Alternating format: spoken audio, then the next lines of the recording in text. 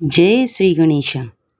तो भगवान गणेश आप सभी पर सदा सर्वदा अपना आशीर्वाद बनाए रखें। और बुधवार के दिन जो मनुष्य भगवान गणेश की इन पावन पवित्र कथाओं को सुनता है उन्हें अवेष्ट फलों की प्राप्ति होती है और उनके पाप कर्म नष्ट होते हैं। तो चलिए शुरू करते हैं। धार्मिक मान्यताओं के अनुसार भगवान गणेश का पूजन करने से सभी विघ्न और बाधाएं समाप्त हो जाते हैं। यदि पूरी श्रद्धा और विश्वास के साथ भगवान गणेश जी की पूजा की जाए तो जीवन की परेशानियों और समस्याओं का समाधान हो जाता है। हिंदू धर्म में भगवान गणेश को सभी देवों में प्रथम पूजनीय माना गया है। इसलिए किसी भी मांगलिक और शुभ कार्य की शुरुआत से पहले गणेश जी की पूजा अर्चना की जाती है। धार्मिक मान्यता है कि जीवन में सुख समृद्धि पाने के लिए गणेश जी की पूजा करनी चाहिए और बुधवार को विधि विधान से पूजा करने से जातक के जीवन में कभी भी परेशानियां नहीं आती। जो भी जातक गणेश जी की अर्चना सच्चे दिल से करते हैं बप्पा उन्हें कभी भी खाली हाथ नहीं जाने देते हैं। भगवान की पूजा करने से भाग्योदय होता है और आरोग्य जीवन की प्राप्ति होती है। इसलिए नियमित रूप से गणेश की पूजा करनी चाहिए और इनकी पावन पवित्र कथाओं को श्रवण जरूर करना चाहिए। तो सच्चे मन से भगवान की इन कथाओं को आगे श्रवण करते हैं। एक समय की बात है, एक भाई बहन रहते थे। बहन का नियम था कि वह अपने भाई का चेहरा देख कर ही खाना खाती थी। हर रोज सुबह उठती थी और जल्दी जल्दी सारा काम करके अपने भाई का मुंह देखने के लिए उसके घर जाती थी। एक दिन रास्ते में एक पीपल के नीचे गणेश जी की मूर्ति रखी थी। उसने भगवान के सामने हाथ जोड़कर कहा कि मेरे जैसा अमर सुहाग और मेरे जैसा अमर पीहर सबको दीजिए। यह कहकर वह आगे बढ़ जाती थी। जंगल की झाड़ियों के कांटे उसके पैरों में चुभा करते जाते थे। एक दिन भाई के घर पहुंची और भाई का मुंह देख कर बैठी तो भाभी ने पूछा, पैरों में क्या हो गया? यह सुनकर उसने भाभी को जवाब दिया कि रास्ते में जंगल की झाड़ियों के गिरे हुए कांटे पांव में चुभ गए हैं। जब वह वापस अपने घर जाए तब भाभी ने अपने पति से कहा कि रास्ते को साफ करवा दो, आपकी बहन के पांव में बहुत सारे कांटे चुभ गए हैं। भाई ने तब कुल्हाड़ी लेकर सारी झाड़ियों को काट कर रास्ता साफ कर दिया, जिससे गणेश जी का स्थान भी वहां से हट गया। यह देखकर भगवान गुस्सा हो गए और उसके भाई के प्राण हर लिए। लोग अंतिम संस्कार के लिए जब भाई को ले जा रहे थे तब उसकी भाभी रोते हुए लोगों से कही, थोड़ी देर रुक जाओ, उसकी बहन आने वाली है। वह अपने भाई का मुंह देखे बिना नहीं रह सकती, उसका यह नियम है। तब लोगों ने कहा, आज तो देख लेगी पर कल कैसे देखेगी? रोज दिन की तरह अपने भाई का मुंह देखने के लिए जंगल में निकली। तब जंगल में उसने देखा कि सारा रास्ता साफ किया हुआ है। वह आगे बढ़ी तो उसने देखा कि सिद्धि विनायक को भी वहां से हटा दिया गया।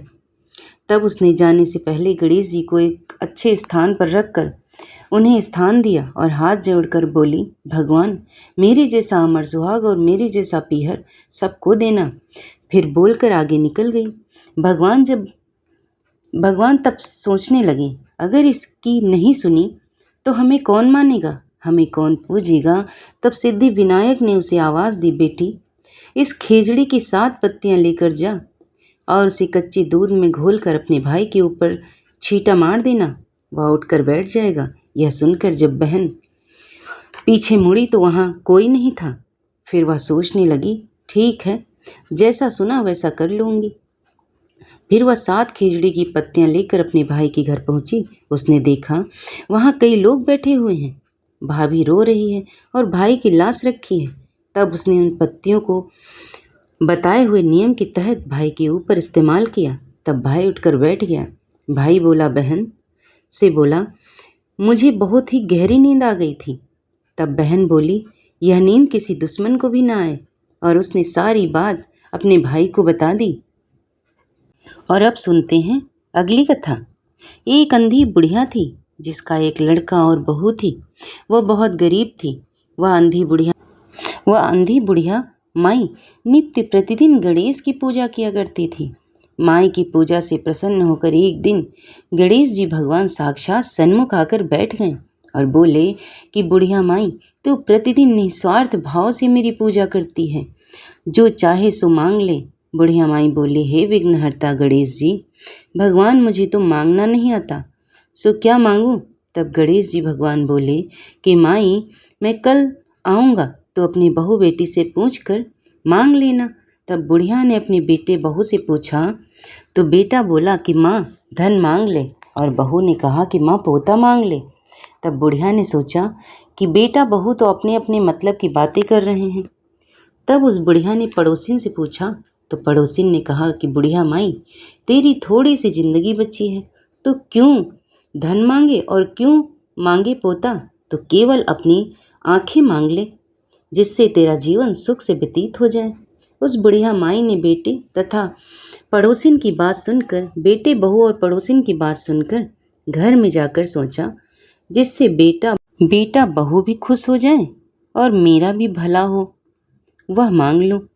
जब दूसरे दिन गणेश जी भगवान आए और बोले, बुढ़िया माई मांग लें। गणेश जी भगवान के वचन सुनकर बुढ़िया माई बोली, हे विघ्नहर्ता, अन्न देवो धन्य देवो, निरोगी काया देवो, अमर सुहाग देवो, दीदा घोड़ा देवो, सोने की कटोरे में पोता को दूध पीता देखूं, अमर सुहाग देवो, समस्त परिवार को सुख देवो, आपके श्री चरणों में मुझे स्थान देवो। बुढ़िया की बात सुनकर गणेश जी बोले, बुढ़िया माँ, तूने तो मुझे ठग ही लिया है और कहती है कि मांगना नहीं आता। जो कुछ तूने मांग लिया है वह सभी तुझे मिलेगा। यूँ कहकर गणेश जी भगवान अंतर्ध्यान हो गए। हे गणेश जी भगवान, जैसे बुढ़िया माई को दिया वैसे सुनने सुनाने वाले सभी भक्तजनों को वैसे ही सबको देना और सभी पर अपनी कृपा बनाए रखना। और अब सुनते हैं अगली कथा। एक सास बहू थी। सास उसकी बहू को खाना नहीं देती थी। बहू रोज नदी पर जाती और जाते समय घर से आटा ले जाती, नदी से पानी लाती और आटा गूंथती और पंसारी की दुकान से थोड़ा गुड़ घी खरीद लाती और शमशान की चिता पर रोटी सेकती और रोटी चूर कर घी गुड़ डालकर चूरमा बनाती। पास इन मंदिर में विनायक जी की पूजा करके भोग लगाती और फिर खुद खा लेती। ऐसा बहुत दिन तक चलता रहा। विनायक जी को ऐसा देखकर बड़ा अचंभा हुआ और उन्होंने अपने मुंह में उंगली रख ली। बहू तो घर आ गई। दूसरे दिन मंदिर के पट खुले तो लोगों ने देखा कि विनायक जी के मुंह में उंगली है और आश्चर्य करने लगे। सब लोग मंदिर में जमा हो गए। वो कहने लगे कि जो कोई विनायक जी के मुंह से उंगली निकलवाएगा उसे इनाम दिया जाएगा। सभी ने अपनी अपनी कोशिश की पर कोई फायदा नहीं हुआ। बहू ने अपनी सासू से कहा, मैं कोशिश करती हूँ। सासू बोली, इतने बड़े बड़े कुछ न कर सके तो क्या करेगी? पर बहू ने कहा, मैं विनायक जी के मुंह से उंगली निकलवा दूंगी। गांव वाले मंदिर के आंगन में एकत्रित थे। बहू आई और निज मंदिर में जाकर कपाट बंद कर दिए और विनायक जी से बोली, मैं मेरे घर से आटा लाती, नदी से पानी लाती, पंसारी से गुड़ घी लाती, चिता पर रोटी सेकती, इसमें आपको क्या आपत्ति हुई? आपको मुंह से उंगली हटानी पड़ेगी। विनायक जी ने सोचा, इसने पहले मुझे भोग लगाया और सच्चे मन से मुझे ध्यान किया, इसकी बात तो माननी पड़ेगी, और उंगली हटा ली। बहू ने मंदिर के दरवाजे खोले और लोगों ने देखा कि विनायक जी ने उंगली हटा ली।